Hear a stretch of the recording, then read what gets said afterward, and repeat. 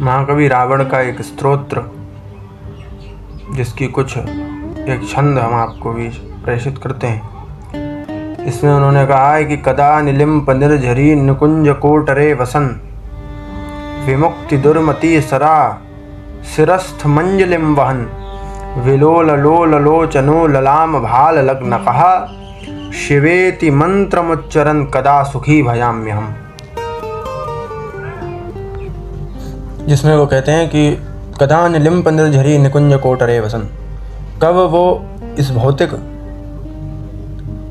ऐश्वर्य को छोड़कर गंगा के किनारे जाकर के रहेंगे। निकुंज कोटरे वसन विमुक्ति दुर्मति सदा शिरस्थ मंजलिम वहन, इस दुर्मति जो उनकी बुद्धि है, जो कुबुद्धि है, इससे कदा विमुक्ति दुर्मति सदा, इस दुर्मति से कब वो विमुक्त होंगे, कब वो विमुक्ति पाएंगे, मुक्ति प्राप्त करेंगे।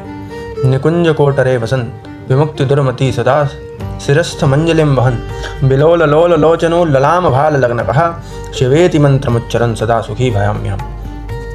कब वो गंगा के किनारे जाकर के रहेंगे और अपनी दुर्मति से कब मुक्ति प्राप्त करेंगे और उस स्थान पर जाकर के कब वो शिव शिव कह करके परम शांति को प्राप्त होंगे। तो इसका भावार्थ केवल यही है, वो तो भौतिक ऐश्वर्य के साथ साथ बौद्धिक ऐश्वर्य से भी परिपक्व थे, तभी इतना सुंदर उन्होंने काव्य रचना कर पाए,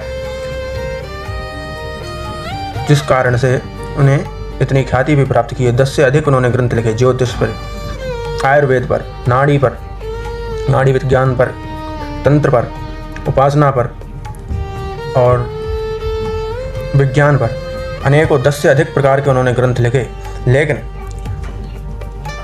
उनका भी कहना यही है, गोस्वामी तुलसीदास जी की तरह, गाइए राम सुमरिए राम, यानी कि जो परम सुख है, परम ऐश्वर्य जो प्राप्त होता है वो ईश्वर के स्मरण में ही प्राप्त होता है, चाहे और वो वैराग्य में ही प्राप्त होता है। चाहे कितना भी भौतिक सुख हो, कितना भी बौद्धिक सुख हो, कितना भी जो मटेरियलिस्टिक थिंग्स हैं वो आपके पास हो, लेकिन उससे आपको सुख प्राप्त नहीं होगा, आनंद की प्राप्ति नहीं होगी।